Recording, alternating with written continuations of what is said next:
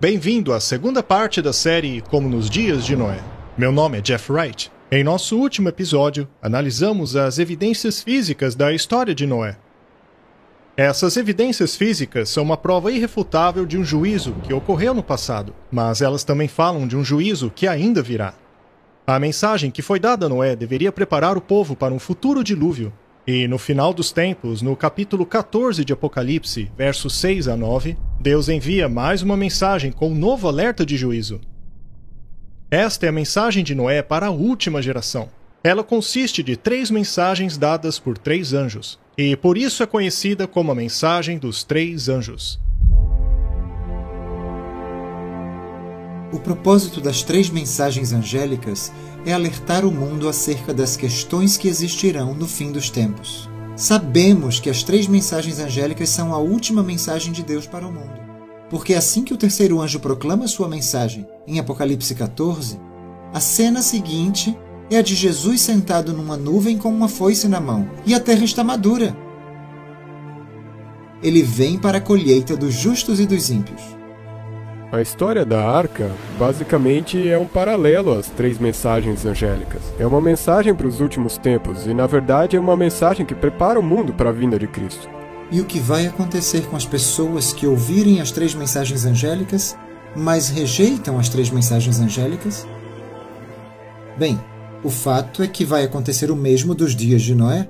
A possibilidade de viver para sempre depende da aceitação das 3 mensagens angélicas no fim dos tempos.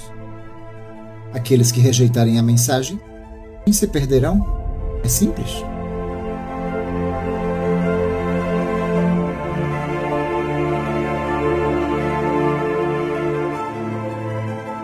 E vi outro anjo voar pelo meio do céu, e tinha o evangelho eterno, para o proclamar aos que habitam sobre a terra, a toda nação, tribo, língua e povo, dizendo com grande voz: temei a Deus e dai-lhe glória, porque é vinda a hora do seu juízo, e adorai aquele que fez o céu, a terra, o mar e a fonte das águas. Pois é chegada a hora do seu juízo. Essa mensagem do anjo. É chegada a hora do seu juízo. E nós sabemos que esse juízo acontece antes da segunda vinda porque, de novo, quando olhamos para o contexto de Apocalipse 14, a hora do juízo chega no verso 7, e no fim desse capítulo você vê a colheita e a vinda do Filho do Homem. Então a hora do seu juízo chega antes de Jesus voltar. O julgamento é aquilo que determina quem vai estar pronto e quem não vai estar quando Jesus voltar. Jesus se referiu aos dias antes do dilúvio como dias de Noé, porque neles Noé pregou uma mensagem alertando sobre o juízo vindouro. Os dias de Noé foram um tempo de julgamento, porque aquela foi a última oportunidade para o povo aceitar ou rejeitar a mensagem de alerta antes que viesse o julgamento por meio das águas do dilúvio. A hora do juízo foi dada para que o mundo pudesse se preparar para o julgamento. E nos últimos dias a primeira mensagem angélica é dada para anunciar que a hora do juízo chegou.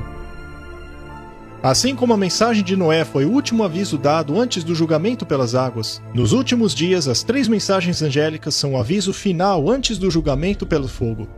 Na verdade, vamos para lá agora mesmo. Eu estou caminhando ao lado de uma longa linha do tempo que percorre todo um campo de futebol. A Bíblia nos dá uma detalhada linhagem desde os descendentes de Noé até Cristo. Portanto, sabemos que o dilúvio ocorreu há 4.315 anos atrás, por volta do ano 2298 a.C., o que significa que Noé passou a alertar o mundo 120 anos antes disso, por volta do ano 2418 a.C. Isso quer dizer que toda a hora do julgamento corresponde a 3 metros de nossa linha do tempo. Aqui é a crucificação de Jesus.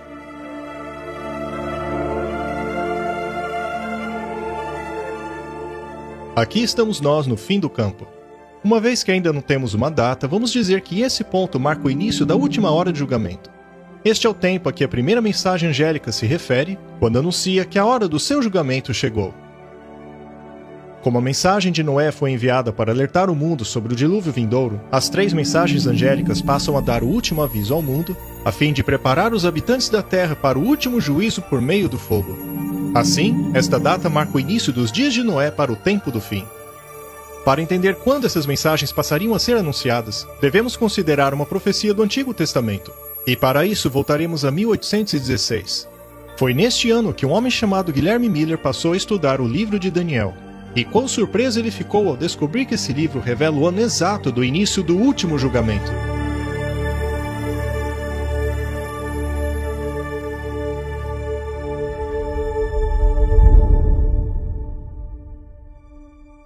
Quão bom deve ser, além de qualquer descrição, a um pai de amor imaginar o seu filho ou a sua filha no reino de Deus, ao lado direito do juiz, entre nação dos santos.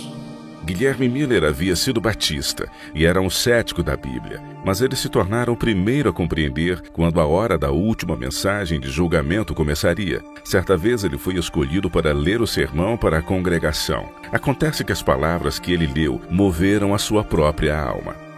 De repente, o caráter do Salvador foi vividamente impresso em minha mente. Parecia poder existir um ser tão bom e cheio de compaixão que se entregasse por nossas transgressões e assim salvar-nos de sofrer a penalidade do pecado. Pela primeira vez, Guilherme Miller teve um vislumbre do caráter amoroso de Deus. A impressão deixada em seu coração naquele dia o motivou a estudar a Bíblia, um estudo que duraria o resto de sua vida. Ele queria ter certeza se um ser divino como este realmente existia. E Guilherme Miller decidiu que estudaria as Escrituras, começando com Gênesis 1:1, e só avançaria à medida que compreendesse cada versículo que estudava.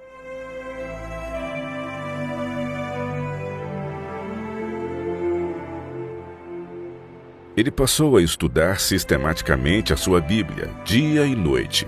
Ele queria saber por si mesmo o que a Bíblia ensina, sem ser influenciado por outros. Ele então se deparou com uma profecia do livro de Daniel, o que fala sobre a purificação de um santuário. O estudo diligente dessa profecia levaria Guilherme Miller a descobrir o ano exato em que a hora do último julgamento começaria. Eu então me dediquei à oração e ao estudo da palavra. Abandonei todas as minhas pressuposições e passei a comparar escritura com escritura e a fazer um estudo metódico e diligente. Depois ouvi um santo que falava, e disse outro santo àquele que falava: até quando durará o sacrifício contínuo e da transgressão assoladora, para que sejam entregues o santuário e o exército a fim de serem pisados? E ele disse: até 2.300 tardes e manhãs, e o santuário será purificado. Miller ainda não sabia, mas esta profecia a respeito da purificação do santuário revelaria o ano do início da última fase do julgamento. Então nós temos que voltar ao santuário e entender como funciona a sua purificação, para realmente poder entender o que irá acontecer no final dos 2.300 dias mencionados em Daniel 8,14. O santuário foi uma estrutura de pátio e tenda dada por Deus a Moisés. Era ali onde os israelitas foram ordenados a levarem seus animais como sacrifício para o perdão dos seus pecados. A penalidade por violar os 10 mandamentos é a morte. No entanto, o caminho para o perdão foi providenciado por meio de um substituto. Para tal, o pecador era instruído a colocar a sua mão na cabeça do animal e confessar os seus pecados. Por meio desta confissão, os pecados cometidos por aquela pessoa eram simbolicamente transferidos ao inocente animal. O animal era então sacrificado no lugar do pecador, e o sangue do animal era levado pelo sumo sacerdote para dentro do santuário e borrifado diante do véu. Por meio deste processo, o registro dos pecados cometidos pelo transgressor eram transferidos para o santuário, aonde continuariam a ser acumulados ao longo do ano. A ideia era que conforme você confessava seus pecados dentro do santuário, que você se livrasse deles lá. E todos esses serviços levavam ao dia da expiação, e o dia da expiação era um serviço anual. E no final daquele ano é quando eles apagavam todos os pecados trazidos através daquelas diferentes ofertas. Esses pecados eram levados pelo sumo sacerdote para fora do santuário. Em outras palavras, o santuário era purificado dos pecados do povo de Deus no dia da expiação. Todo o sangue que estava ali é agora retirado e eles tinham a oportunidade de começar novamente. Porque é o dia da expiação, para fazer expiação por vós perante o Senhor vosso Deus, porque toda alma que naquele mesmo dia não se afligir, será cortada do seu povo. Se seus pecados não são transferidos, você é cortado. O termo cortado quer dizer que eles foram mortos. Eles estavam sendo julgados mesmo que não tenham transferido todos os seus pecados para lá.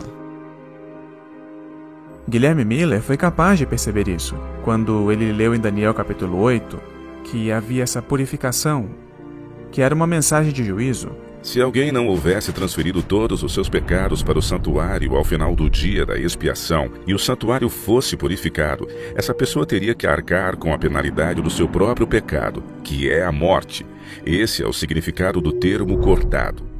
Nos dias de Noé, assim como no dia da expiação, ocorreu um julgamento a fim de separar o culpado do inocente. Deus fez uma aliança com Noé, e aqueles que não entrassem no relacionamento desta aliança para receberem perdão de Deus eram cortados. E se eu convosco estabeleço a minha aliança, que toda a carne não será mais cortada pelas águas do dilúvio, e que não haverá mais dilúvio para destruir a terra. Então, o dia da expiação seria equivalente à mensagem da hora do juízo que Noé pregou em seus dias. Compreendendo que o dia da expiação e a purificação do santuário se referiam ao dia do julgamento, Guilherme Miller se voltou para a profecia de Daniel, que diz: até 2.300 tardes e manhãs e o santuário será purificado. Ele compreendeu que esta profecia aponta para o tempo em que teria início o último julgamento da terra. Quando Guilherme viu esta relação, ele concluiu que a primeira mensagem angélica que diz é chegada a hora do seu juízo, começaria quando o santuário fosse purificado ao final da profecia dos 2.300 dias dada por Daniel. 2.300 dias. Ao analisar aquela profecia e aplicar nela o entendimento comum da época de que a purificação do santuário, mencionada em Daniel 8,14, representava a purificação da terra pelo fogo, ou seja, a segunda vinda, ela então atribuiu a segunda vinda de Cristo ao final dos 2.300 dias, quando o santuário seria purificado. Concluí estarmos chegando ao provável tempo de cumprimento. E como Deus não daria a nós uma revelação inútil, eu considero que elas nos estejam conduzindo a um tempo em que podemos aguardar confiantemente na vinda do chefe de 10 milhares, aquele que é grandemente desejável. Esta profecia é de grande significado para nós que vivemos nos últimos dias, já que ela revela o início do último julgamento. Guilherme Miller não tinha ideia do que descobriria ao tentar calcular esta profecia. Outros já haviam tentado decifrá-la, mas ela ainda permanecia um mistério. Ninguém sabia quando os 2.300 dias acabariam, porque ninguém sabia quando começavam.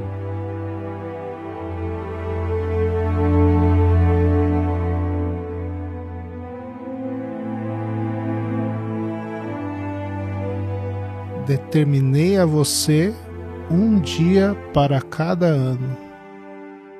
Um dia para cada ano? Seguindo o princípio de fazer da Bíblia sua própria intérprete, Miller percebeu, graças a Ezequiel 4:6 e Números 14 e 34, que em profecias cada dia representa, na verdade, um ano literal. Na Bíblia está bem claro que, ao interpretar essas profecias, você deve aplicar o princípio do dia-ano.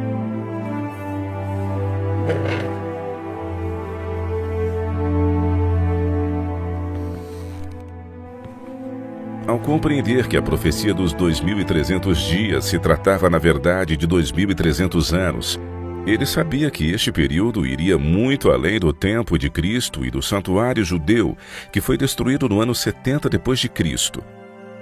Isto deixou Guilherme Miller profundamente impactado. Ele tinha que descobrir o significado da profecia. Ele conhecia a sua duração, mas não sabia quando ela começava.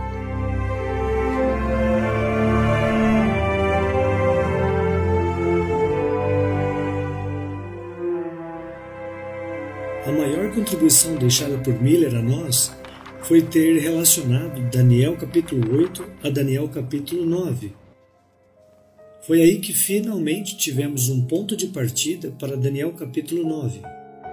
O anjo está dizendo a Daniel que ele vai dar a ele o ponto de partida, não apenas para a profecia das 2.300 tardes e manhãs, que você encontra em Daniel 8:14, mas ele introduz outra profecia sobre quando o Messias virá. Saiba e entenda, desde a saída da ordem para restaurar e para edificar Jerusalém, até o Messias, o príncipe, haverá 7 semanas e 62 semanas. Seriam 7 semanas, mais 62 semanas, dando um total de 69 semanas até a chegada do Messias. Acontece que esta profecia revelava o evento a partir do qual a profecia deveria ser calculada. O ponto de partida era a saída da ordem para restaurar e edificar Jerusalém.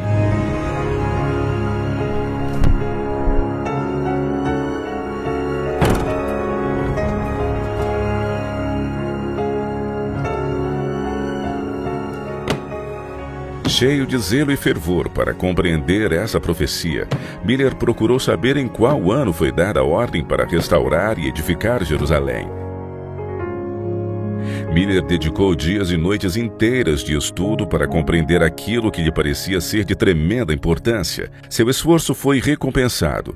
Ele encontrou a ordem para restaurar e edificar Jerusalém no 7º capítulo de Esdras. Por mim se decreta que no meu reino todo aquele que do povo de Israel e dos seus sacerdotes e levitas, que quiser ir contigo a Jerusalém, que vá. A ordem foi dada pelo rei Artaxerxes I durante o 7º ano de seu reinado. Sabe, Deus é tão bom que, quando Ele dá uma profecia importante na Bíblia, bem na profecia, Ele vai nos dar uma evidência para que não haja dúvida sobre a data. Da mesma forma, no livro de Esdras, Ele nos diz, bem no livro de Esdras, que haveria um decreto, que seria o ponto de partida. Miller descobriu que o reinado de Artaxerxes I começou no ano 464 a.C. O 7º ano de seu reinado foi o ano 457 a.C. Agora sim era possível calcular-se o ano da chegada do Messias, o período de 69 semanas, com 7 dias por semana, dando um total de 483 dias, que, na verdade, representam 483 anos, sem contar, é claro, o ano zero, já que este não existe. Então, a partir da ordem dada para a restauração de Jerusalém, Miller avança 483 anos, chegando na data de 27 depois de Cristo. No outono deste ano, Jesus foi ungido pelo batismo, cumprindo assim a profecia a respeito da unção do Santíssimo. Jesus começava ali o seu ministério como Messias. O apóstolo Pedro testifica que Deus ungiu Jesus de Nazaré com o Espírito Santo e poder. No livro de Lucas, capítulo 3, uma das datas mais facilmente corroboradas é a data do batismo de Cristo. Lucas dá mais informações ali sobre quem está governando, e os historiadores sabem que há apenas um ano em que, por exemplo, o 15º ano do reinado de Tibério César, e diz quem é o sumo sacerdote, e quem é o governador, e todos os diferentes oficiais, e há apenas um ano em que todas essas datas se sobrepõem, e foi o ano 27 depois de Cristo. A partir da unção do Messias, começa-se a contar a última semana da profecia, ou seja, 7 anos literais. Esta é a 70ª semana, segundo a profecia. Ele confirmaria aliança com muitos por 1 semana, e no meio desta semana, ele faria cessar o sacrifício e a oblação na cruz. Este sistema de sacrifícios e ofertas que por 14 séculos apontava para o Cordeiro de Deus, terminou. O Messias foi cortado.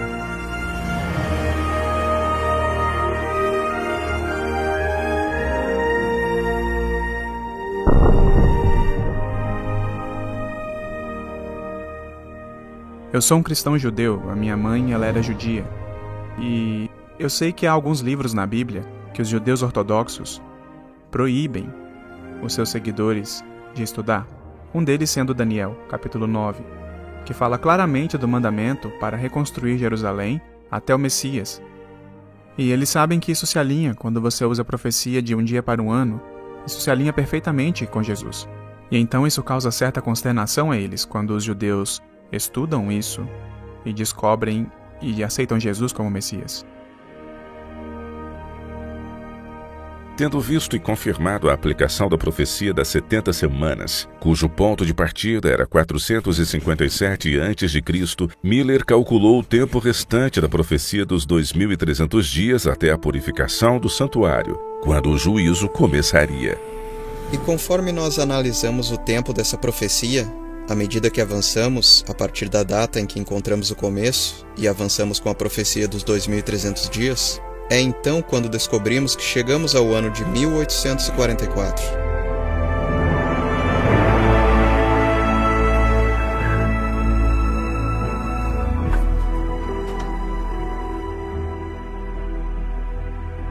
Miller descobriu que os 2.300 dias de Daniel 8,14 terminariam no ano de 1844, ainda em seu tempo de vida.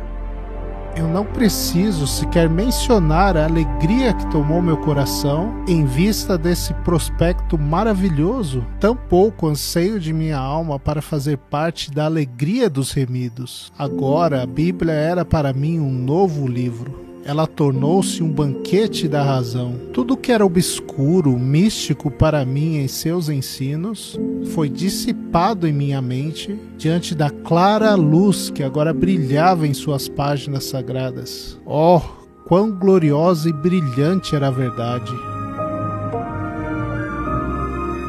Apesar de suas conclusões, Miller hesitou em apresentá-las, com receio de que estivessem erradas e assim acabar induzindo os outros ao erro.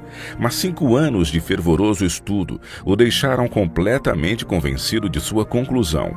Em vista desta certeza, sua alma encheu-se de zelo e empolgação, o que resultaria em dezenas de milhares de batismos como resultado de suas pregações. Nós estamos familiarizados com a história de Guilherme Miller, mas ele não foi o único e também não aconteceu apenas nos Estados Unidos. Outros também chegaram a conclusões semelhantes. Por exemplo, Joseph Wolff, que foi um judeu convertido ao cristianismo, Edward Irving, que foi um habilidoso pregador na Inglaterra, que naquela época também defendia a breve vinda de Jesus. Ele valeu-se de muitos argumentos utilizados por Robert Winter, que também estava na Inglaterra naquela época. Manuel de Lacanza foi um sacerdote jesuíta. Ele escreveu um livro sobre a volta de Jesus naquela época, dizendo que o evento estava para acontecer. Ele também tinha o mesmo raciocínio. Temos também Johann Bingel, um ministro na Alemanha que tinha pensamentos semelhantes e que pregava essa mensagem pela Alemanha. Havia ministros de todas as denominações imagináveis na Nova Inglaterra que estavam trabalhando com Guilherme Miller na proclamação dessa mensagem. Havia crianças que não tinham conhecimento, não sabiam escrever nem ler, mas elas não apenas falavam em nome de Cristo e da verdade presente, elas também cantavam hinos que não conheciam. Na Suécia, onde as leis proibiam o ensino de qualquer coisa contrária à Igreja do Estado, Deus falou de maneira milagrosa por meio até mesmo de crianças. No verão de 1843, uma pequena menina que nunca aprendeu a ler ou a cantar, levantou-se e cantou perfeitamente um hino luterano. E então, com grande poder, proclamou que a hora de seu juízo havia chegado. Houve um despertamento não apenas no Nordeste dos Estados Unidos, mas também em muitas outras partes do mundo, o que deu mais provas a Guilherme Miller de que ele estava no caminho certo, porque essa profecia estava sendo cumprida. Estava sendo anunciado de que a hora do juízo de Deus havia chegado. As profecias de Daniel se encaixam perfeitamente.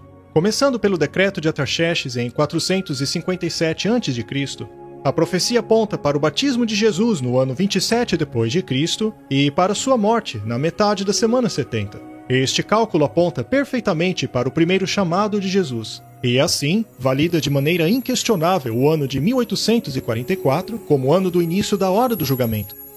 Mas Jesus não voltou naquele ano como todos acreditavam, então, o que houve de errado?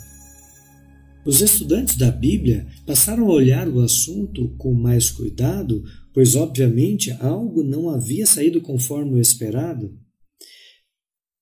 Pela primeira vez, eles viram claramente que essa profecia falava do santuário. Eles achavam que era a terra, mas a verdade é que eles cometeram um equívoco, pois se o santuário fosse purificado ao final dos 2.300 dias, então a pergunta era: qual santuário? Há um grande perigo em não entendermos as profecias corretamente, pois quando elas não se cumprem da maneira que esperamos, passamos por um grande desapontamento. Esse desapontamento é proporcional à sua expectativa, e isso pode levar muitas pessoas a perderem a fé. No dia seguinte, Iran Edson e seu amigo Crozier caminhavam em meio ao milharal para evitarem a zombaria. Ambos haviam sido grandes proponentes das conclusões de Miller e da mensagem do Advento, quando Jesus não retornou na data em que esperavam. Ambos se esforçavam para compreender o que havia dado errado. Eles estavam a caminho de visitar alguns dos outros irmãos, que também ficaram muito tristes pelo fato de Cristo não ter vindo. Eles esperavam que ele viesse em 1844, mas ele não veio.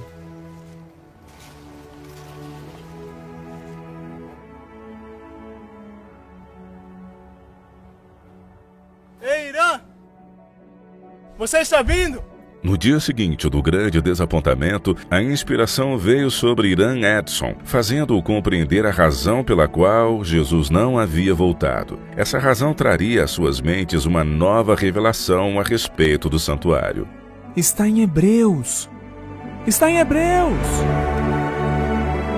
Está em Hebreus!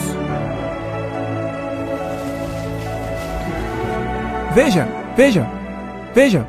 Olha só, capítulo 8, versículo 1. Temos um sumo sacerdote tal que está sentado nos céus, à destra do trono da majestade, ministro do santuário e do verdadeiro tabernáculo, o qual o Senhor fundou, e não o homem. Viu? O santuário é no céu. É mesmo? E eles ficaram muito animados com isso e disseram: nós não erramos a data, nós erramos o evento. A purificação do santuário não era esse santuário terrestre, mas o santuário celestial. A terra não deveria ser compreendida como santuário, mas eles foram influenciados pelo pensamento comum da época. Então, que santuário seria purificado? Foi aí que eles voltaram sua atenção para os livros de Hebreus e Apocalipse, que trazem mais luz sobre o santuário celestial. A Bíblia é realmente muito clara que existe um santuário celestial, mas eles não foram capazes de reconhecer isso. O santuário era, na verdade, um modelo em escala que Deus mostrou a Moisés no monte. Em outras palavras, é uma miniatura do verdadeiro santuário no céu. Tudo o que eles faziam no santuário terrestre apenas apontava para as coisas que aconteceriam no santuário celestial. Mas vindo o Cristo, o sumo sacerdote dos bens futuros, por um maior e mais perfeito tabernáculo, não feito por mãos, isto é, não desta criação, nem por sangue de bodes e bezerros, mas por seu próprio sangue, entrou uma vez no santuário, havendo efetuado uma eterna redenção por nós. Após ressuscitar e ascender ao céu, Jesus foi para dentro do lugar santo, que é o primeiro compartimento do santuário celestial. Assim como o sacerdote do Antigo Testamento, que entrava no santuário todos os dias para interceder pelos pecados de Israel, Jesus entrou no lugar santo do santuário celestial para interceder em favor daqueles que creem nele. Mas no segundo, apenas o sumo sacerdote uma vez por ano. No dia da expiação em que o santuário seria purificado, o sumo sacerdote entrava no lugar santíssimo para executar a obra do juízo. Como cumprimento da profecia dos 2300 anos, Jesus, nosso sumo sacerdote, entrou no lugar santíssimo para purificar o santuário celestial dos pecados da humanidade. Essa é a obra de Jesus no santuário celeste hoje, o juízo. Então, conforme Jesus se move para o lugar santíssimo em 1844, isso significa que hoje, já que já passamos de 1844, nós, na verdade, estamos naquele período de tempo do julgamento. Nós estamos agora vivendo no último dia da expiação, onde o santuário está sendo purificado. Deveríamos estar em harmonia com a obra de nosso sumo sacerdote no santuário celeste, ao desempenhar sua obra de juízo. Jesus é o nosso grande sumo sacerdote no santuário celestial, porque não temos um sumo sacerdote que não possa compadecer-se de nossas fraquezas.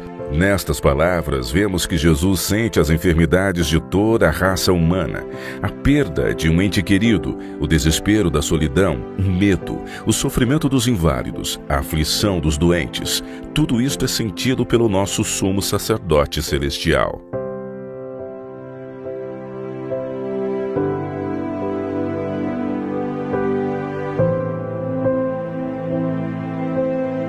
Cristo sente o pesar de cada sofredor. Quando a febre arde em nosso corpo, ele sente a agonia. Jesus simpatiza com o sofrimento da raça humana. E durante a hora do juízo, nós devemos nos simpatizar com Jesus, em seu esforço de nos livrar do pecado e trazer alívio à família humana. Ao participarmos dessa obra, nós aliviamos o sofrimento de Jesus que disse: "Quando o fizestes a um destes meus pequeninos irmãos, a mim o fizestes."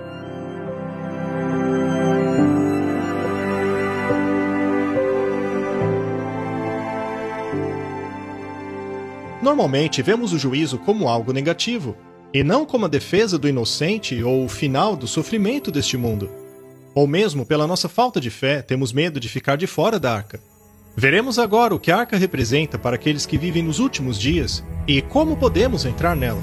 Ao conhecermos esta verdade, a dúvida irá embora e, como Noé, acharemos descanso na arca. Não temeremos mais o juízo vindouro. Muitos procuram voltar no tempo em suas mentes, na tentativa de imaginar como foi a pregação de Noé para o mundo. Ironicamente, os dias de Noé eram apenas um símbolo do tempo em que vivemos agora mesmo. Nós estamos vivendo nos dias de Noé hoje. Muitos cristãos consideram as profecias da Bíblia algo muito difícil de compreender, mas ignorar as profecias é algo desastroso, assim como foi para aqueles que viveram nos dias de Noé. E isso deveria fazer sentido para todos, pois a Bíblia diz: "Eis que cedo venho e o meu galardão está comigo."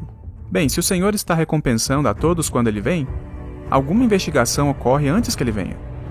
E é isso que esse julgamento pré-advento significa realmente. É que há um tempo de juízo que acontece e estamos vivendo nesse tempo agora.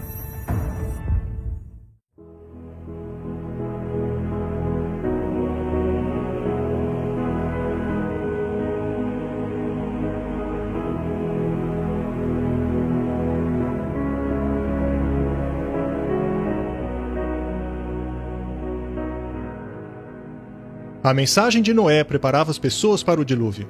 Da mesma maneira, o anjo que anuncia que a hora do juízo chegou também traz uma mensagem específica para o nosso tempo. As duas mensagens têm como objetivo preparar a humanidade para a hora do julgamento ao chamá-la para dentro de uma arca de refúgio. Começaremos hoje a entender que arca é esta, e para isso estudaremos a mensagem de Noé. Na segunda carta do apóstolo Pedro, é dito que ele era um pregador da justiça. Sejam quais forem as palavras pregadas por ele, Pedro falava da justificação.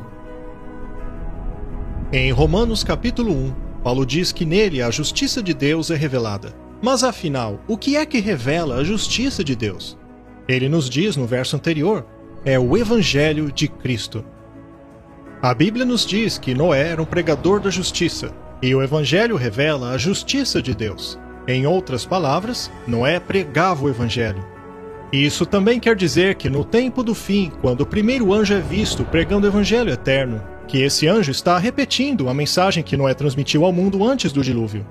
E uma vez que vivemos novamente em uma hora de juízo, o Evangelho precisa ser levado ao mundo mais uma vez para que esse tome uma decisão. Já é chegado o tempo que comece o julgamento pela casa de Deus. E se primeiro começa por nós, qual será o fim daqueles que são desobedientes ao Evangelho de Deus? Pedro nos diz que o julgamento virá tanto para crentes quanto para descrentes. E será nossa aceitação ou não do Evangelho que determinará nosso destino quando o juízo for executado. O apóstolo Paulo responde a sua própria pergunta a respeito do que acontecerá com aqueles que rejeitarem o Evangelho. Quando o Senhor Jesus for revelado lá dos céus, com seus anjos poderosos em meio a chamas flamejantes, ele não punirá os que não conhecem a Deus e os que não obedecem ao Evangelho de nosso Senhor Jesus. Ou seja, quando o Evangelho é pregado, esse Evangelho divide os seres humanos em dois grupos, os que o aceitam e os que o rejeitam. Então a mensagem de Noé foi uma mensagem de juízo, porque quando ele terminou de pregar sua mensagem, quantos grupos havia lá? 2 grupos, ao terminar ele de pregar. Os que estavam dentro e os que estavam fora. Quando for concluída a mensagem no fim dos tempos, o mundo será dividido em 2 grupos e, portanto, o alerta de então é um alerta para nós hoje. A mensagem do Evangelho nos dias de Noé foi um chamado para entrar na arca. Segundo o dicionário, uma arca também é um abrigo ou refúgio. Então, o princípio por trás do Evangelho nos dias de Noé era o de um convite para se entrar no local de refúgio. Mas onde seria esse refúgio para o povo de Deus hoje? Bem, mais uma vez, segundo o dicionário, uma outra definição para a palavra arca seria vaso ou santuário. Curiosamente, a palavra santuário também é definida como local de refúgio. Assim, uma arca ou santuário seriam a mesma coisa. É importante compreendermos isso, pois Deus deu ao homem um santuário para ser um local de refúgio.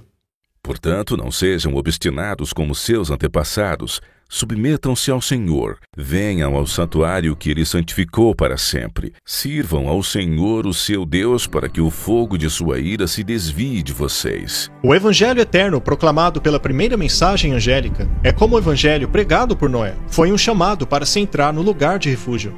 Cada componente do santuário nos ensina a respeito do Evangelho eterno.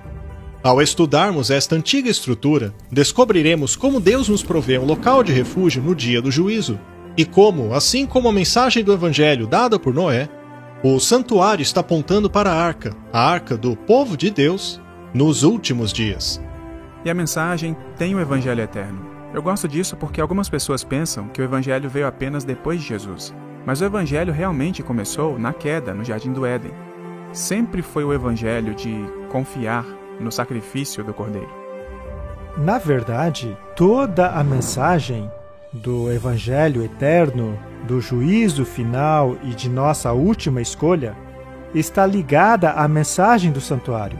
No Antigo Testamento, o cordeiro era morto na entrada do santuário. Este sacrifício apontava para o sacrifício que Jesus realizaria na cruz. É por isso que Jesus é chamado de Cordeiro de Deus. Portanto, o Evangelho já havia sido pregado antes mesmo de Jesus ter vindo à Terra. Ele já havia sido revelado séculos atrás através dos símbolos e cerimônias do santuário.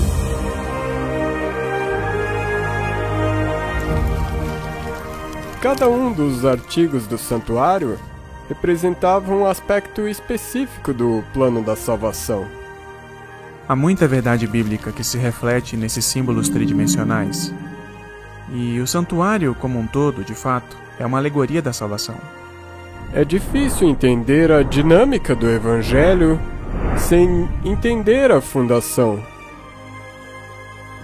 Tinha o propósito de ensinar a Israel e a nós, à medida que o estudamos, como Jesus, passo a passo, salva os seres humanos da maldição do pecado.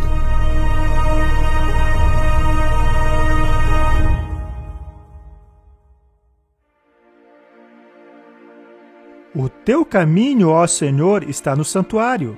Era ali onde o cordeiro era sacrificado. Você vai direto através das cortinas do portão e o que você vê ali é o lugar do sacrifício. Você tem o lugar do sacrifício, que é o altar, representando a cruz.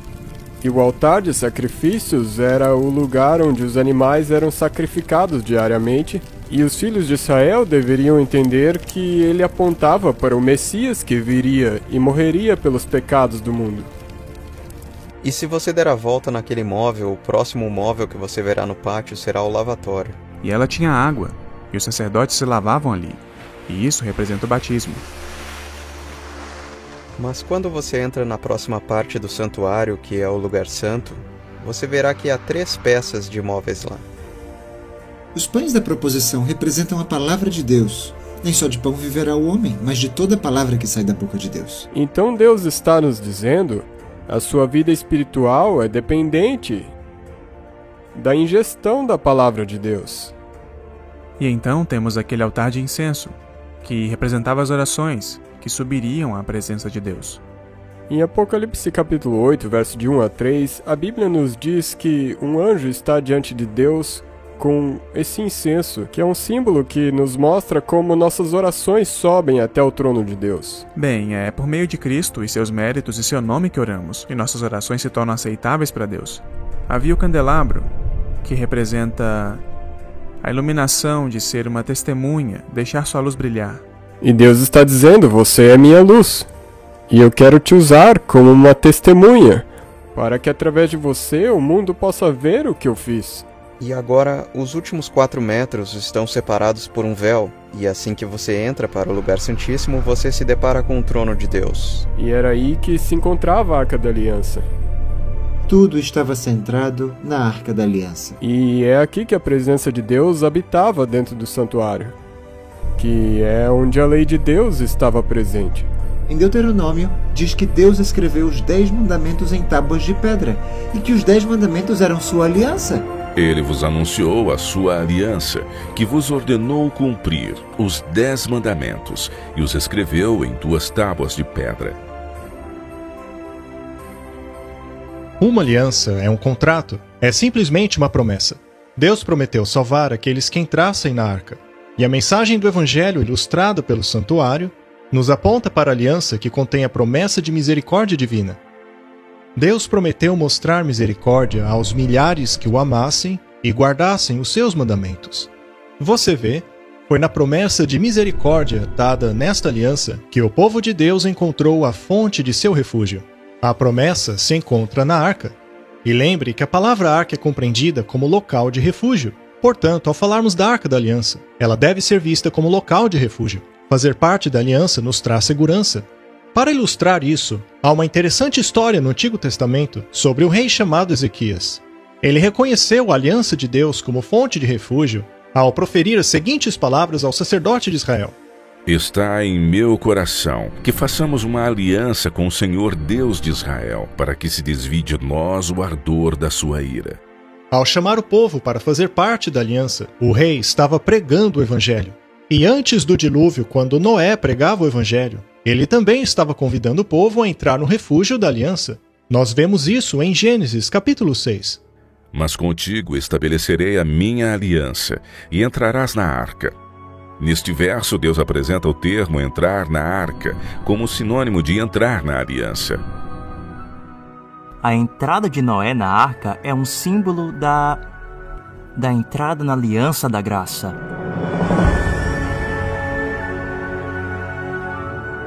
Acredito que não podemos separar a aliança da arca. Acredito que as duas estão intimamente ligadas. Pois o meio da aliança é a arca. Portanto, a aliança e a arca, a promessa que está ali na arca, estão mutuamente relacionadas nesse caso em particular. Muitos já ouviram a história de Noé entrando na arca, mas quantos entendem que isto é apenas um símbolo de Noé e sua família entrando na aliança de Deus? Com isto em mente, vemos que a arca de Noé era, em certo sentido, a primeira arca da aliança. Assim, ao vermos a primeira mensagem angélica para o fim dos tempos, proclamando o Evangelho eterno para aqueles que habitam a terra, Vemos a mesma mensagem ecoada por Noé, nos chamando a entrar na arca, ou no refúgio da aliança, antes da execução do juízo final.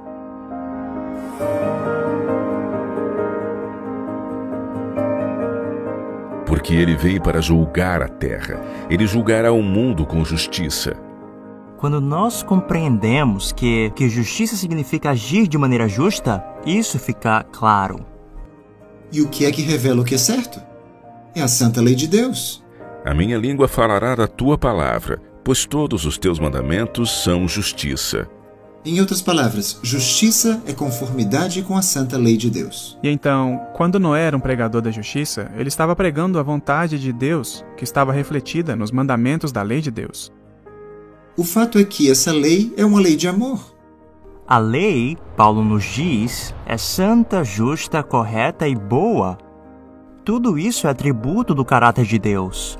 A Bíblia nos diz que Deus é bom. A Bíblia nos diz que a sua lei é boa. Deus é justo, sua lei é justa. Deus é santo, sua lei é santa. Deus é eterno, sua lei é eterna. Praticamente toda definição que você pode encontrar para Deus e o caráter de Deus, você vai descobrir que é a mesma definição para a sua lei. O amor ao próximo é o cumprimento da lei. A lei se resume em generosidade contra o egoísmo ou o amor contra o interesse egoísta. O argumento de Lúcifer demonstrou que era uma lei egoísta. Era tudo sobre eu. O que vemos no registro bíblico é que as imaginações dos corações eram continuamente más. Predominava o princípio do interesse próprio e também o da autodefesa. E assim as pessoas vivem hoje.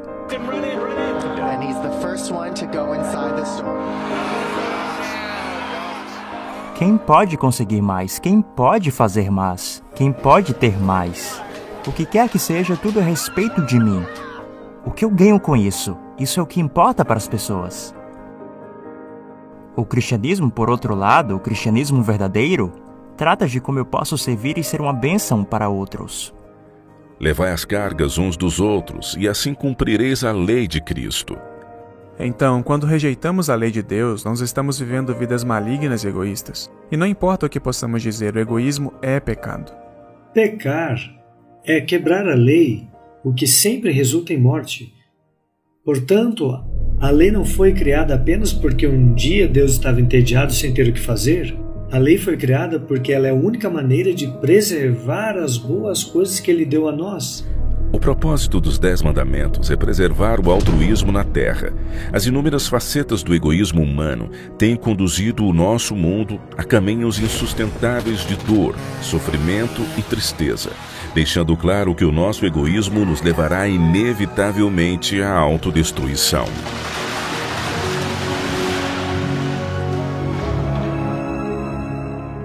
Em um universo sem pecado, precisa existir justiça e harmonia.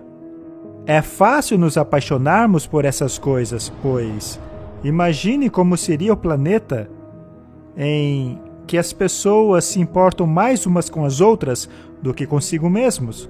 O egoísmo, que é a base de toda a miséria humana, agora seria coisa do passado.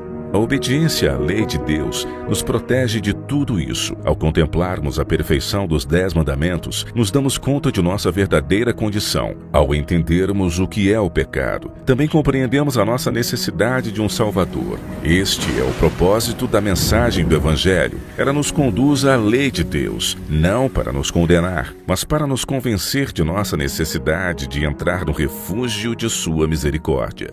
Então Deus escolheu Noé porque ele ainda entendia a dependência humana de Deus e a necessidade de incorporar a justiça de Deus na vida humana. Então ele espalhou a mensagem e alertou a humanidade a fazer uma escolha.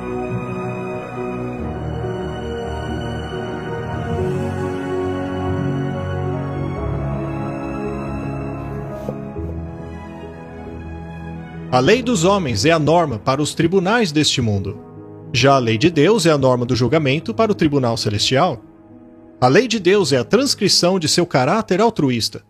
Todos nós fomos destituídos desse amor desinteressado. Fomos todos dominados pelo egoísmo. Nesta aliança, Deus faz duas grandes promessas para restaurar o caráter do homem do egoísmo do pecado. Esta é a minha aliança com eles, quando eu remover os seus pecados. O propósito do juízo nos dias de Noé, assim como no nosso, é purificar a terra do pecado sem nos destruir. Ao remover os registros do pecado do homem e ao restaurar o amor desinteressado no caráter do homem, Deus pode destruir o pecado na terra e preservar a vida daqueles que foram restaurados pela sua promessa. Desta maneira, a promessa de misericórdia e a promessa da restauração são para todos que a receberem na arca do refúgio. O santuário revela como Deus cumprirá essas duas promessas em nós. Os 10 mandamentos nos apontam para Jesus, que disse: Eu tenho guardado os mandamentos de meu Pai, a fim de oferecer a sua vida perfeita como substituta pelos pecados da humanidade. Jesus deixou a presença de Deus e seu trono no céu para vir para a terra, a fim de oferecer a sua vida perfeita como substituta pelos pecados da humanidade. O candelabro também aponta para Jesus, que disse: Eu sou a luz do mundo. Quem me segue não andará em trevas, mas terá a luz da vida.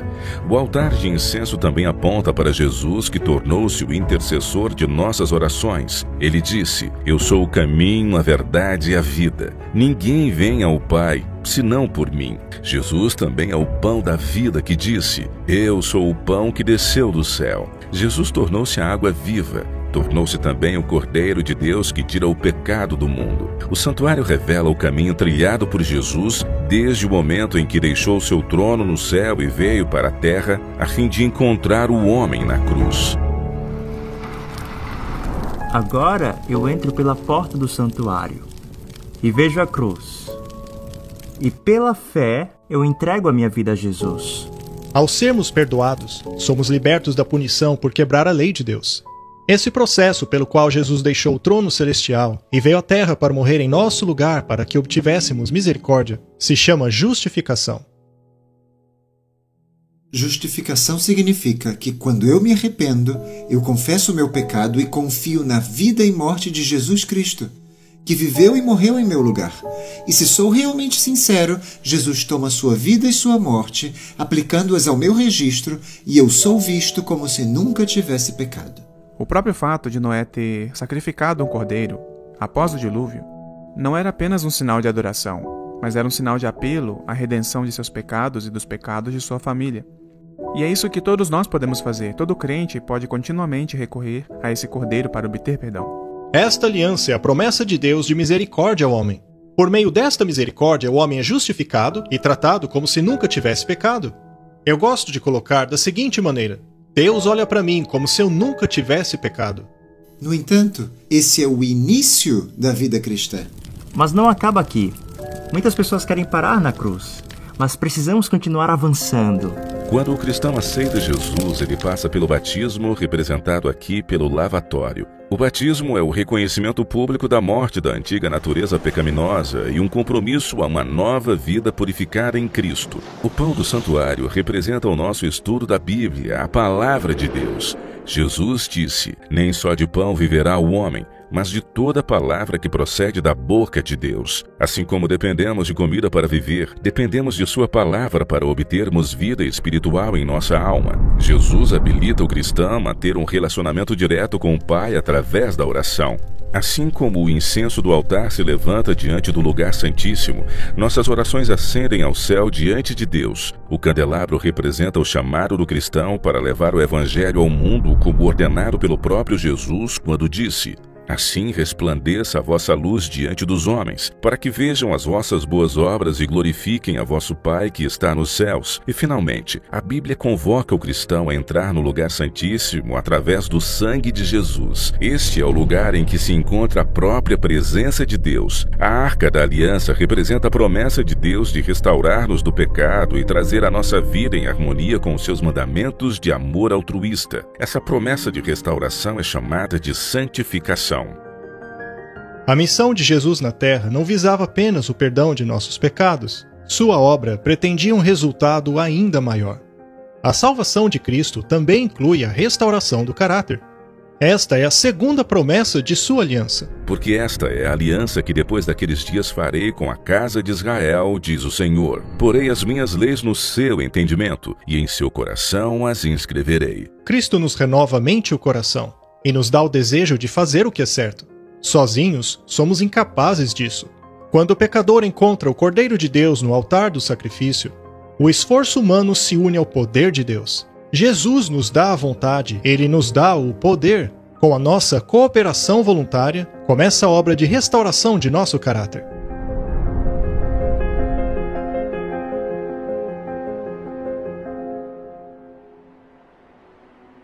Andar em harmonia com Deus requer uma mudança de paradigma e não acontece como mágica.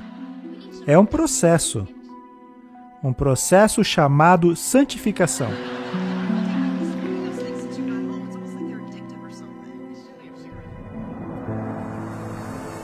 Santificação é o processo pelo qual Deus nos livra da nossa iniquidade.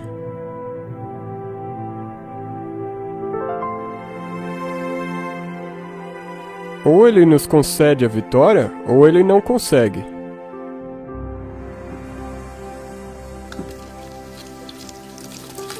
Por meio do santuário, vemos a obra do Evangelho na jornada de Cristo, desde a sua saída do trono celestial até a cruz, a fim de oferecer misericórdia ao homem e o perdão dos seus pecados e a unir o seu divino poder ao homem caído. Vemos a restauração do caráter do homem, através da jornada da cruz até o refúgio da aliança. Estas são as duas promessas que mostram como Deus cumpre a sua aliança de salvar o homem do pecado. Em vez de estar escrita meramente em tábuas de pedra, Deus pega os 10 mandamentos e os escreve nas tábuas do coração, para que nos deleitemos em fazer a vontade de Deus.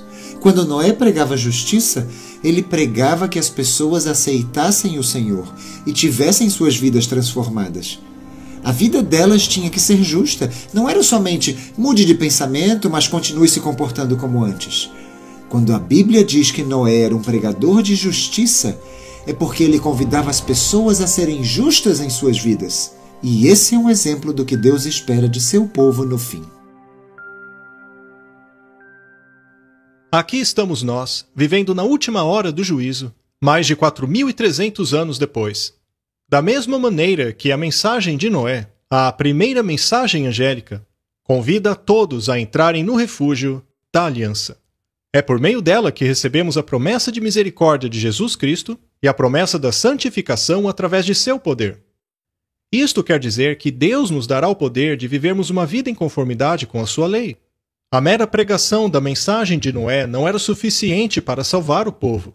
A fim de receberem as promessas, as pessoas precisavam responder ao Evangelho entrando naquela arca. Mas como entramos na arca da aliança de Deus nos últimos dias? O caminho para a aliança é revelado através de 3 ordens dadas ao final da primeira mensagem angélica. Temei a Deus e dai-lhe glória, porque é vinda a hora do seu juízo, e adorai aquele que fez o céu, a terra, o mar e as fontes das águas. E a primeira das 3 mensagens angélicas é temer a Deus. Não um medo de receio, mas reverência a Deus. O que está muitas vezes relacionado no Antigo Testamento com a guarda dos mandamentos de Deus. De tudo o que se tem ouvido, o fim é: teme a Deus e guarda os seus mandamentos, pois esse é o dever de todo homem. Nesta afirmação, Salomão relaciona o temor a Deus, ou reverência a Ele, com a guarda dos mandamentos. E isso é importante porque, segundo ele, Deus trará a juízo toda a obra. Da mesma maneira, a mensagem trazida pelo primeiro anjo para temermos a Deus e, portanto, guardarmos os seus mandamentos, tem como motivo a chegada do seu juízo. Temei a Deus, e aí diz, dai-lhe glória. Como podemos dar glória a Deus? Bem, Deus diz que devemos nos gloriar em conhecê-lo. A Bíblia diz que nisso conhecemos que nós amamos a Deus, quando nós o amamos e guardamos os seus mandamentos. E seus mandamentos não são pesados. Na verdade, em 1 João lemos que aquele que diz eu conheço e não guarda os seus mandamentos é mentiroso, e nele não está a verdade. Então, quando a lei está no coração, nos deleitamos em fazer sua vontade, e as pessoas veem diferença na nossa vida. A glória máxima de Deus é refletirmos o seu caráter, é apresentarmos os mesmos atributos que ele possui. Portanto, entrar na arca nesses últimos dias exigirá os princípios da lei de Deus, que é amar a Deus e ao nosso próximo. A manifestação de seu caráter é como nós o glorificamos. Não se trata de salvação pelas obras, é apenas uma manifestação do princípio do amor. O amor de Deus deve ser manifestado através de nós. Isso só pode acontecer se formos despojados de todo egoísmo. E em vez de sermos motivados pelo egoísmo e amor por nós mesmos, quando nos apaixonamos pelo Senhor e somos motivados pelo amor a Ele e pelo amor a Deus, estaremos obedecendo a sua lei. Colocá-lo acima de nosso próprio interesse, esse é o caráter de Deus. É disso que se trata. E em suas leis, Ele não nos pede para fazer nada que Ele mesmo não faz. Ele pede para que vivamos do mesmo jeito que Ele vive. Devemos refletir os seus atributos. Quando nossas vidas passam a revelar as características altruístas de Jesus, isto é evidência de que entramos em sua aliança, pois isso revela que Jesus está trabalhando em nós, cumprindo assim a promessa de restaurar nosso caráter. Isto glorifica a Deus, pois demonstra que Ele é capaz de cumprir a promessa de nos restaurar. A entrada de Noé e sua família na arca foi evidência de sua fé na promessa de Deus. Da mesma maneira, a nossa entrada na aliança hoje requer a demonstração de nossa fé em sua promessa. Portanto, se for nosso desejo entrar na aliança hoje, devemos saber o que é que demonstra nossa fé nas promessas da aliança eterna de Deus. A resposta está na última ordem da primeira mensagem angélica. Esta mensagem contém o último chamado para adorar o Criador, e a maneira como adoramos também demonstra a nossa fé nas promessas de sua aliança. E adorai aquele que fez o céu, a terra, o mar e as fontes das águas. A primeira mensagem angélica, de forma muito específica, chama as pessoas de volta a adorar o Criador. A história do dilúvio está intrinsecamente ligada à história da criação. A evidência está no dilúvio, ele está intimamente ligado à história da criação.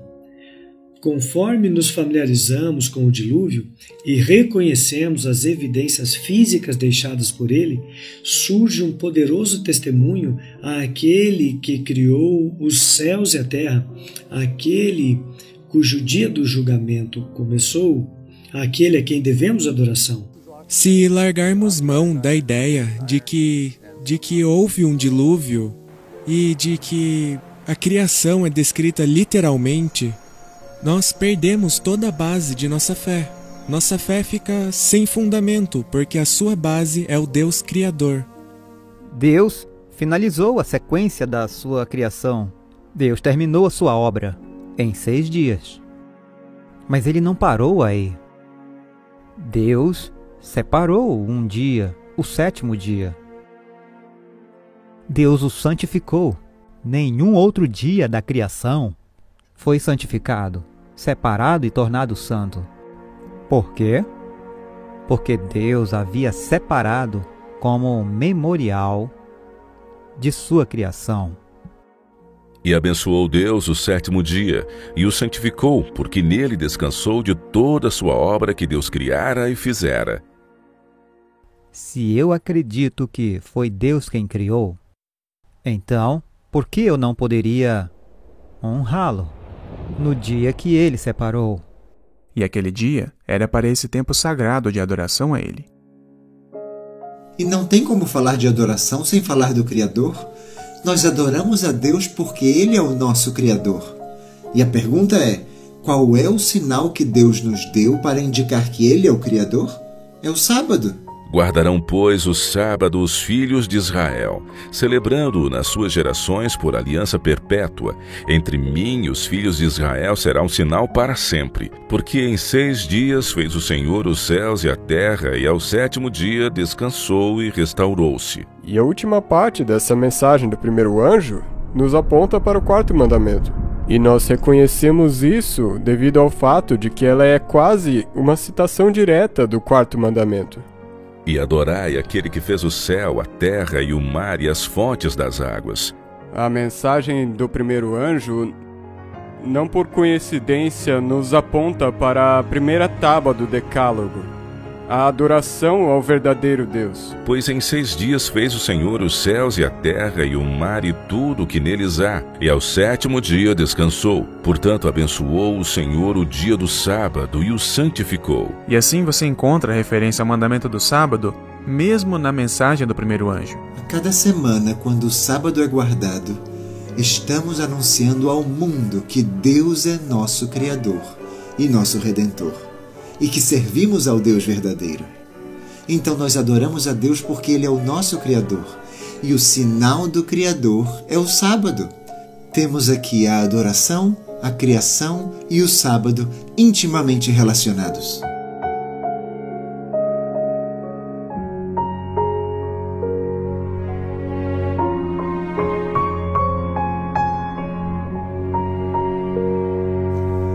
Temos 2 visões de mundo diferentes colidindo bem de perto no fim dos tempos.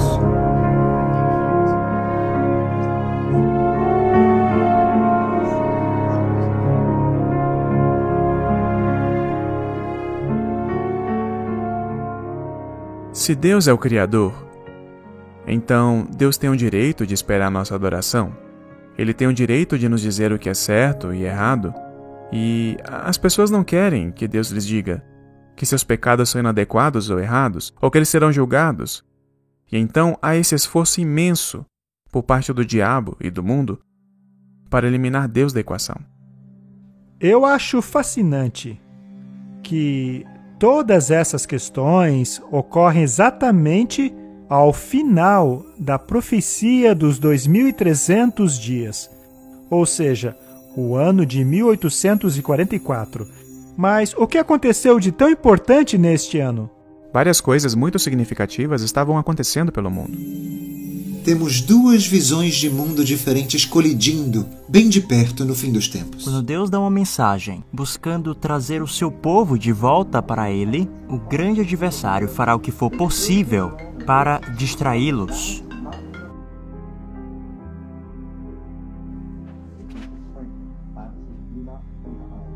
Eu não tenho dúvidas de que Satanás sabia que haveria um movimento que surgiria ao final da profecia das 2.300 tardes e manhãs, que atrairia a atenção das pessoas ao Criador, ao seu sábado, à purificação do santuário, etc. Então, enquanto as pessoas estavam se preparando para o iminente retorno de Cristo, havia outras forças em conflito com essa mensagem. Eu creio que a Era da Razão, do Iluminismo, foi a tentativa preventiva de Satanás de tentar destruir o que a profecia dizia que aconteceria no início do século XIX. A primeira mensagem angélica é tão carregada do mandamento para adorarmos aquele que fez os céus e a terra, a reconhecermos que a hora do seu juízo já chegou e era para longe disso que a ciência estava caminhando. Havia um chamado para um abandono completo do cristianismo, que ganhou força com a introdução do conceito da evolução. O darwinismo se desenvolve em 1844, quando ele escreveu o seu primeiro Origem das Espécies, enviando-o então para debate entre os seus vários colegas. Eles não queriam aceitar o relato da criação. Em muitos corações havia o forte desejo de evitar a hora do juízo. O darwinismo acabou com o medo do juízo. Afinal, segundo eles, estamos a caminho do progresso. Uma mensagem bem diferente daquela que diz que estamos rumando para o juízo final. O ecumenismo também se desenvolveu em 1844. Também a comunicação através do código Morse começaram a se desenvolver. A comunicação atingiu o mundo todo, também em 1844. O comunismo também surgiu em 1844. O espiritismo moderno também ergueu sua cabeça neste ano. Aqui entra o espiritismo e diz: vejam, nós chegamos até aqui e a evolução fez sua parte. Porém, agora temos algo ainda melhor. Nós falamos com espíritos e eles nos guiarão. Então temos todas essas áreas conflitantes. Todas essas questões antagônicas surgiram em 1844.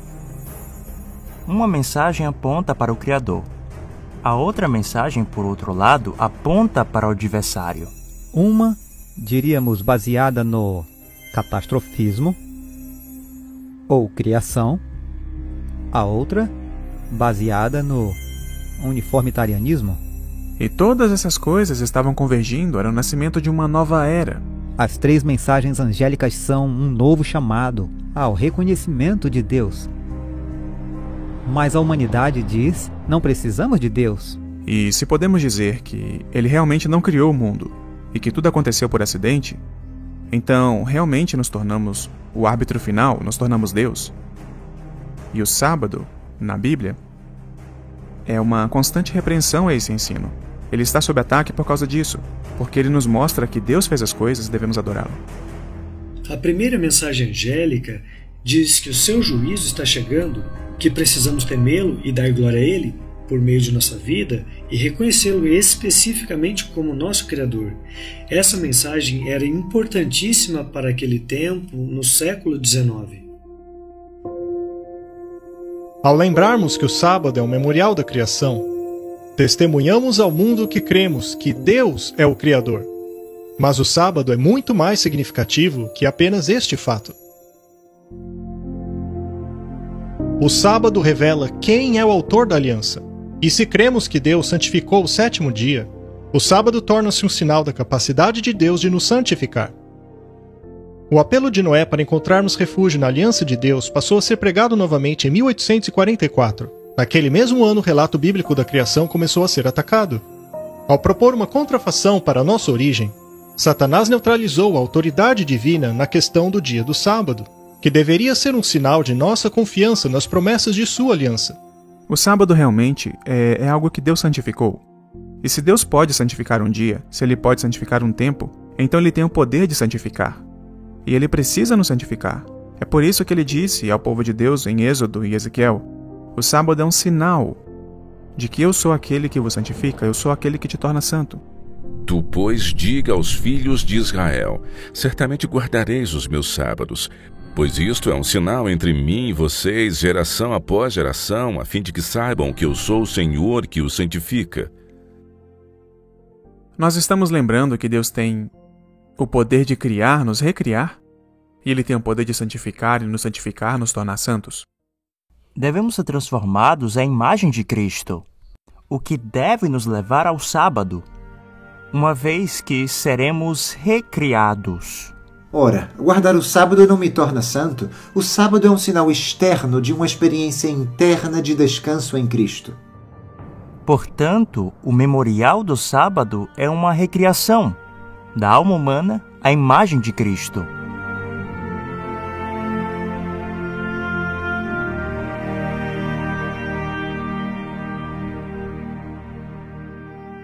A própria razão pela qual Deus nos deu o sábado revela sua importância.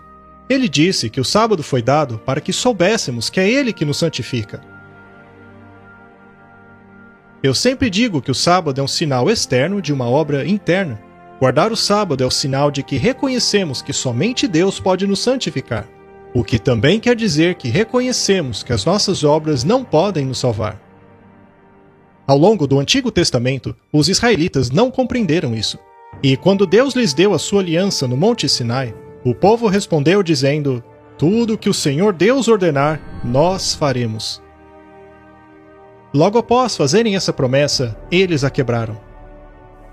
O problema da antiga aliança é que ela foi baseada na promessa do homem, como se esse pudesse santificar-se pelos seus próprios esforços. É por isso que lemos que Deus achou o povo em falta. E então ele disse: eis que virão os dias, declara o Senhor, em que farei uma nova aliança. Esta nova aliança menciona a lei de Deus, que são os 10 mandamentos, mas agora é baseada na promessa de Deus. Ele agora diz: eu colocarei as minhas leis em suas mentes e as escreverei em seus corações. O homem nada pode fazer para salvar-se. É por isso que Jesus oferece uma aliança melhor, estabelecida sob melhores promessas. estabelecida pelas promessas de Cristo. A partir de uma perspectiva espiritual, estamos dizendo: Senhor, não podemos nos salvar.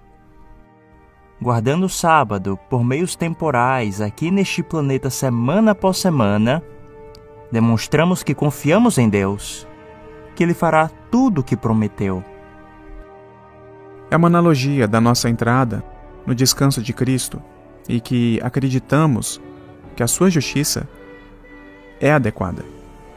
E a ideia do sábado é ser um sinal entre Deus e o seu povo, de maneira que aqueles que guardam o sábado, aqueles que cessam suas atividades, em outras palavras, aqueles que param de tentar salvar a si mesmos e olham para a aliança da graça, aceitando-a. Esse é o sentido do sábado.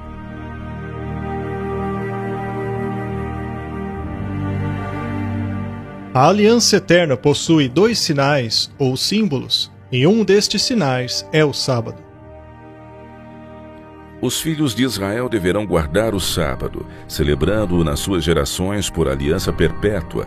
Este será um sinal perpétuo entre mim e os filhos de Israel. O sábado era um sinal da aliança perpétua. A palavra utilizada para perpétua é a palavra eterna. Essa aliança eterna é a mesma aliança que Deus fez com Noé.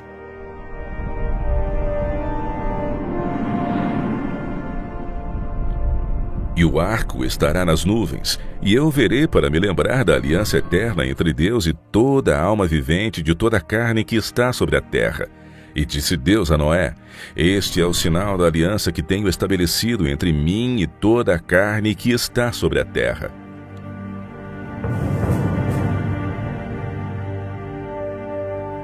Os 2 símbolos desta aliança eterna são o arco-íris e o sábado. Cada um representa uma das 2 promessas que Deus fez ao homem nessa aliança. O arco-íris foi dado como sinal da aliança eterna. Mais especificamente, ele representa a promessa da misericórdia nesta aliança eterna.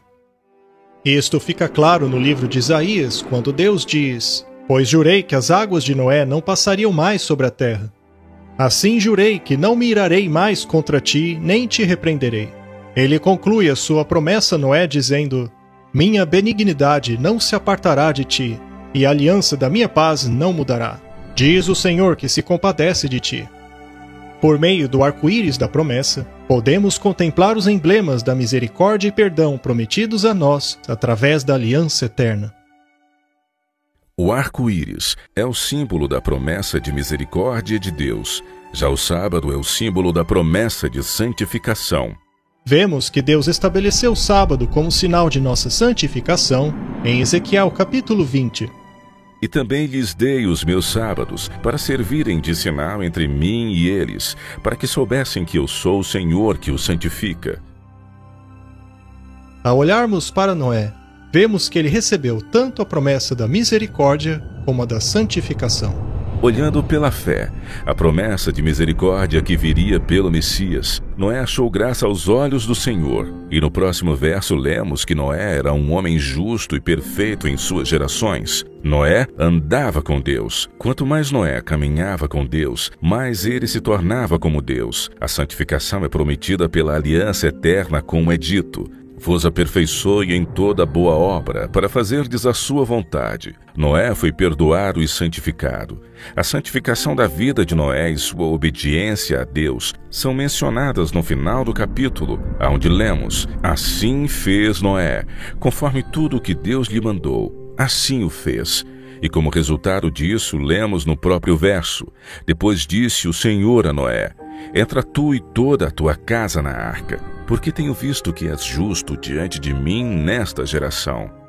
Tanto a promessa da misericórdia quanto a da santificação nos são oferecidas hoje por meio do sangue de Jesus.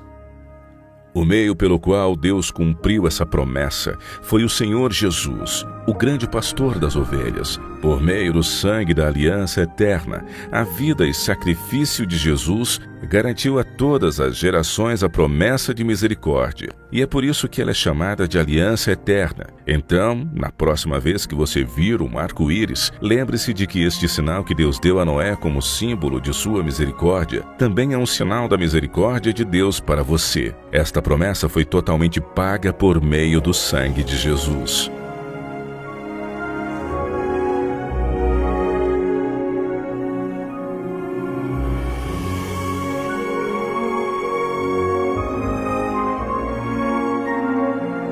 O sábado e o arco-íris são belos emblemas da aliança eterna que Jesus deseja firmar conosco. O arco-íris, símbolo da misericórdia, recebemos pela morte de Jesus. Já o sábado é sinal da santificação, da restauração do caráter que Jesus está operando em nós. As duas são promessas daquilo que Deus disse que faria. Eles entraram na arca, essa era a aliança deles, e foi selada finalmente pelo arco-íris. Quando olhamos e comparamos o arco-íris dado a Noé, que dizia: nunca mais trarei um dilúvio sobre a terra para destruí-la. A aliança do povo de Deus hoje é um convite para entrar em seu descanso. O sábado é um sinal dessa aliança.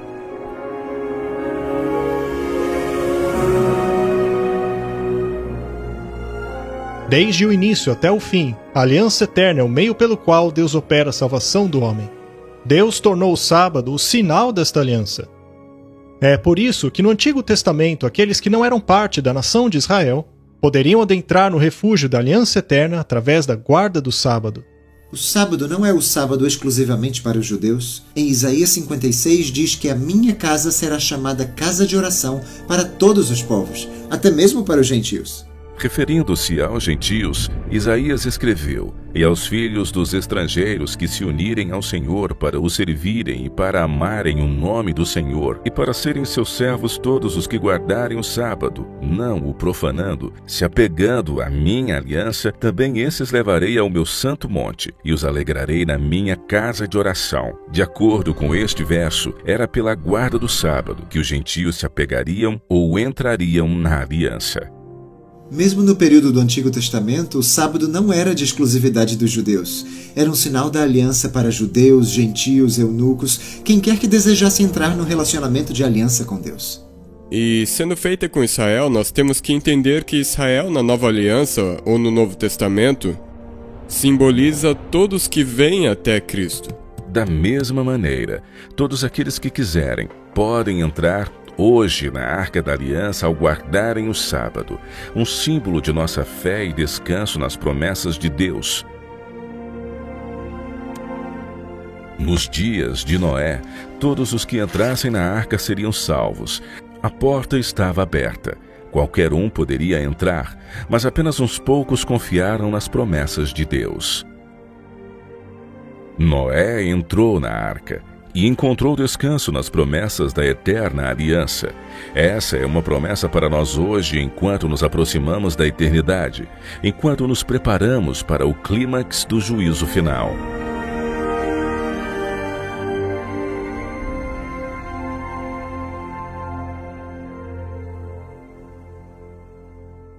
Você já imaginou estar vivo nos dias de Noé? Já se perguntou que decisão teria tomado? Pois saiba que você está agora mesmo na mesma situação. Mais de 4.300 anos após o dilúvio, o Evangelho Eterno de Noé está sendo pregado mais uma vez a todo povo, nação, tribo e língua por meio da primeira mensagem angélica. O santuário nos revela que mesmo agora, apesar de já haver chegado a hora de seu juízo, Jesus ainda se encontra no lugar santíssimo do santuário celestial, intercedendo em favor da humanidade pelo perdão de seus pecados. Esta é a última oportunidade para confessarmos os nossos pecados sobre o Cordeiro de Deus e receber a sua misericórdia.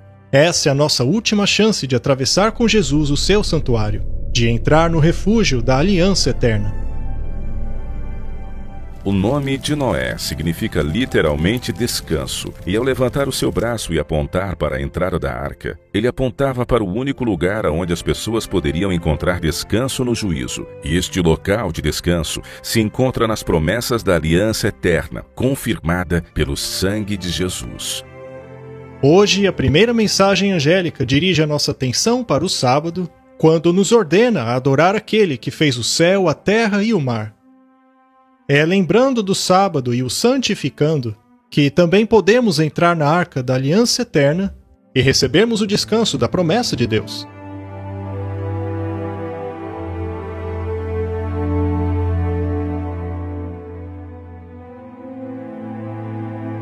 Pois em certo lugar ele falou assim a respeito do sétimo dia. No sétimo dia Deus descansou de toda a sua obra, e no mesmo lugar é dito: não entrarão no meu repouso. Aqueles que abraçam e aceitam isso estão realmente entrando em uma aliança eterna. E cada dia de sábado que guardamos, o sábado literal, representa isso. Você encontra isso em Hebreus capítulo 4, entrar no descanso de Deus, entrar nessa aliança. Exatamente como quando Noé entrou na arca. Ele entrou na aliança que Deus havia feito para salvá-lo e a sua família.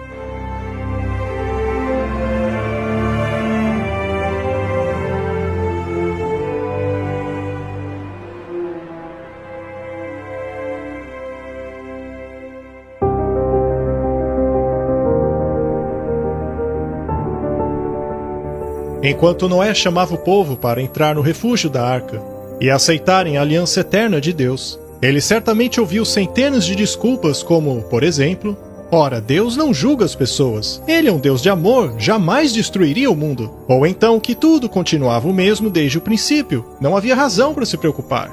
Deus não vai destruir o mundo com dilúvio. Estas desculpas impediram as pessoas de entrarem na arca. O mesmo acontece hoje. Um grande número de desculpas e razões impedirá a maioria das pessoas de entrarem na arca da aliança eterna. No entanto, muitos buscam a Deus em sinceridade. Mas para estas pessoas, Satanás está preparando um outro engano, uma falsa aliança. Segundo a Bíblia, toda a humanidade abraçará esta falsa aliança. Mesmo agora, a maior parte do cristianismo tem colocado sua fé nestas falsas promessas. No entanto, Deus não permitirá que aqueles que estão buscando sinceramente a verdade sejam enganados por esta falsidade. Então, em seu amor, Jesus envia mais um anjo com uma outra mensagem, desta vez para o seu próprio povo. Esta é a segunda mensagem angélica.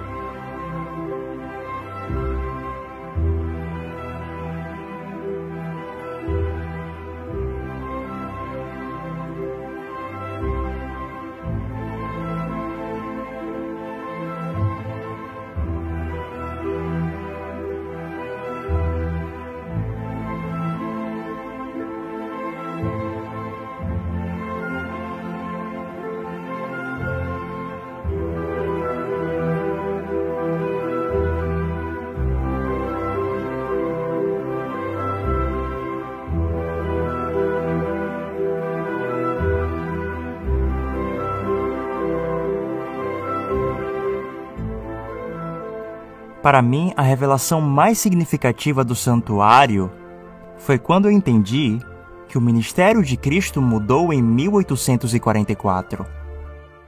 Quando eu entendi essa verdade, que a ideia do juízo investigativo era a respeito de um Deus que queria me salvar, que quer me preparar para a transladação. Isso me deixou perplexo, como nunca tinha ficado antes. Deus me advertiu, me mostrando o que significa ter um caráter idôneo, e que se eu me unir a Ele, e se eu tenho a fé de Jesus, e se guardo os mandamentos por meio dele, não por minhas próprias forças, mas sim uma manifestação daquele que mora dentro de mim. Como disse João Batista, é necessário que ele cresça e eu diminua. Se quero alcançar isso, não pode haver resquícios do meu eu. Muitos ensinam erroneamente que estamos melhorando, pois estamos caminhando com Cristo. Crescendo em graça e dessa maneira fico mais justo? Este é um pensamento errado. Isso é evolucionismo. Na verdade, estamos perdendo mais e mais do nosso eu à medida que permitimos que Cristo entre. Ele deve aumentar e eu diminuir. Quando eu vi isso, na mensagem do lugar santíssimo, pude ter uma apreciação pelo Deus que servimos, a qual nunca tinha tido antes.